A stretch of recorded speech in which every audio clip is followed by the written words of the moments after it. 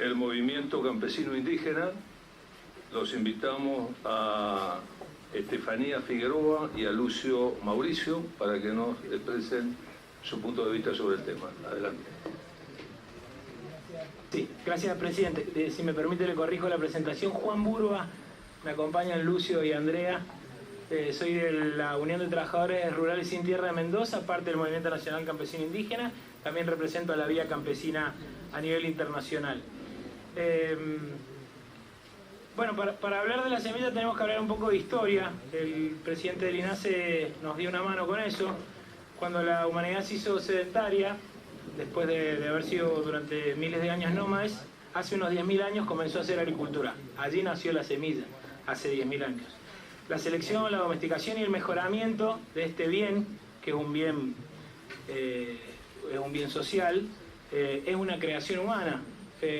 El primer expositor también hizo referencia en una foto muy clara de cómo el maíz es una creación de la humanidad a través de estos miles de años de domesticación y mejoramiento, de una especie que se supone que es la precursora y que hoy existe así en la naturaleza, se llegó al maíz que naturalmente no existe. Eso pasa con la gran mayoría de las especies que hoy nos alimentan.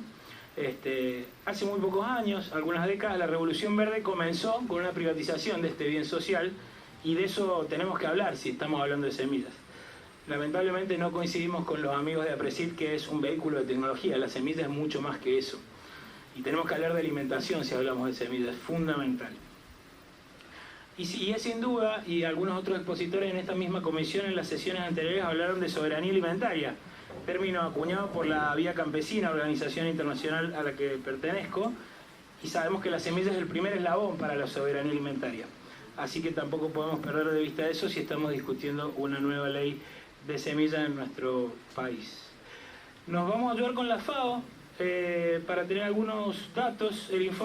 Los informes sobre recursos fitogenéticos a nivel mundial, elaborados por la FAO en el año 96 y en el 2011, diagnosticaron que entre el año 1900 y el año 2000, es decir, en 100 años nada más, vuelvo a mencionar que la semilla nace hace aproximadamente entre 10 y 12.000 años, se perdió el 75% de la diversidad agrícola, de la agrobiodiversidad en el mundo, datos de la FAO. Y la FAO responsabiliza a la agricultura moderna de esta pérdida. Nuestro planteo es, bueno, ¿cómo recuperamos esta pérdida, señor presidente? Con las semillas libres y no privatizadas, como comenzó allá en el 73 con la ley vigente y como se pretende con muchos de los proyectos presentados en este cuerpo legislativo, en manos de los campesinos y campesinas, que somos quienes le dimos orígenes a las especies que hoy nos alimentan.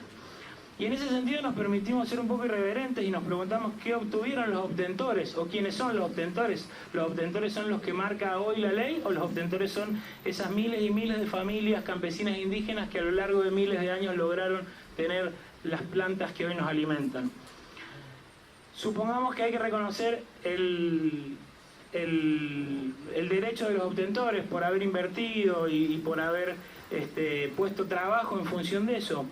En todo caso, nosotros entendemos que resguardar el derecho de los obtentores es resguardar el derecho de las corporaciones, y tenemos que contraponerlo con proteger el derecho a la alimentación. Insisto en esto porque nos parece fundamental hablar de alimentación si estamos hablando de semillas. Pero bajo ningún concepto aceptamos que se pueda proteger el derecho de esos obtentores sobre el producto de la cosecha. Nos parece una propuesta absolutamente inaceptable. Y menos, como pretende UPOP 91, muchos de los proyectos presentados en esta Cámara tienen basamento en UPOP 91, que criminalizan a quienes, por miles y miles de años, repito, domesticaron y cuidaron las semillas en el mundo completo y por supuesto en nuestro país. Ni hablar, y en este sentido nos solidarizamos con los compañeros de UATRE que se expresaron antes que nosotros, del paquete de agrotóxicos que propone cada una de las semillas industriales, que sería algo interesante de profundizar, seguramente no sea el momento ni el lugar, pero el paquete de agrotóxicos que manipulan los trabajadores y trabajadoras rurales, que poco vemos representados en esta instancia de debate. Por eso nuestra propuesta, además de semillas libres, es claramente la agroecología. Algunos proyectos de los presentados en esta Cámara nos proponen a las familias de la agricultura familiar y a las familias campesinas como una excepción. Bueno, hacemos la excepción de que puedan usar libremente las semillas. Estoy seguro que cada uno y cada una de ustedes en el almuerzo de hace un rato nada más tuvieron en su plato de comida un producto que viene de la agricultura familiar. El 70% a nivel mundial, seguramente en Argentina y lamentablemente sea un poco menor, de la producción mundial de alimentos viene de la agricultura familiar, con una utilización de menos de un cuarto de la tierra fértil en todo el mundo. El 70% del alimento sale de las familias campesinas y de la agricultura familiar. Insisto, para hablar de semillas tenemos que hablar de alimentos. ¿Cuáles son las amenazas sobre la soberanía alimentaria? Que es el derecho que tenemos los pueblos y los estados de decidir cómo nos vamos a alimentar. Los derechos de autor, sin duda, las patentes ni hablar, las restricciones al uso propio, claramente, y las restricciones al intercambio y a los modos históricos de llevar adelante la producción de alimentos en el mundo. Para consideración de los diputados y diputadas que seguramente tendrán que debatir esta ley en la Cámara en los próximos meses, semanas, algunas cuestiones que se mencionaron anteriormente, queríamos hacer hincapié en algunas de ellas. La Ley de Agricultura Familiar, la 27118 del año 2015, aprobada por este Congreso, plantea en su artículo 26 la creación del Centro de Producción de Semillas Nativas y Criollas. Artículo 26 que se daría de cabeza con algunas de las propuestas de ley planteadas aquí en este debate. En su inciso E, ese artículo propone desarrollar acciones tendientes a evitar la apropiación ilegítima y la falta de reconocimiento de la semilla nativa y criolla. Insisto, ley aprobada en este Congreso año 2015.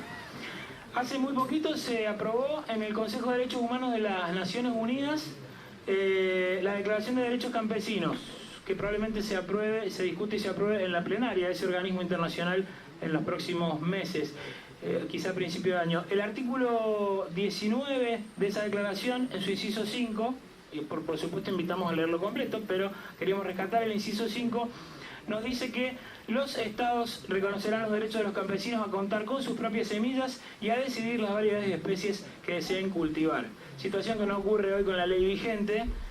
Imaginémonos con las que se quieren o con las que se están proponiendo en este cuerpo. En su inciso 8, esta misma Declaración de Derechos Campesinos que aprobó, insisto, el Consejo de Derechos Humanos de la ONU, dice: los estados velarán porque las políticas de semillas, las leyes de protección vegetal y otras leyes de propiedad intelectual respeten y tengan en cuenta los derechos y las necesidades y las realidades de las familias campesinas. Y el último dato, señor presidente, y con esto concluimos. En una reciente visita, Hilal Elber, relatora especial de las Naciones Unidas sobre el derecho a la alimentación, presentó un informe en esta primavera, este 21 de septiembre, y entre otras cosas, cuando abordó el tema de las semillas, recomendó mantener la diversidad genética de las semillas y asegurar una distribución equitativa de los beneficios, proteger los intercambios de semillas entre productores a fin de promover la soberanía alimentaria. Recomendaciones que, insisto, Hilal Elber, relator especial de las Naciones Unidas sobre el derecho a la alimentación, hizo hace muy poquito al Estado argentino. Por eso es que pedimos a los diputados y diputadas presentes en esta Cámara que acompañen el proyecto que cuenta con el número 5913, ingresado hace algunas semanas en este cuerpo, proyecto elaborado por las organizaciones de pequeños productores de la agricultura familiar y organizaciones campesinas indígenas de nuestro país. Señor presidente, muchas gracias.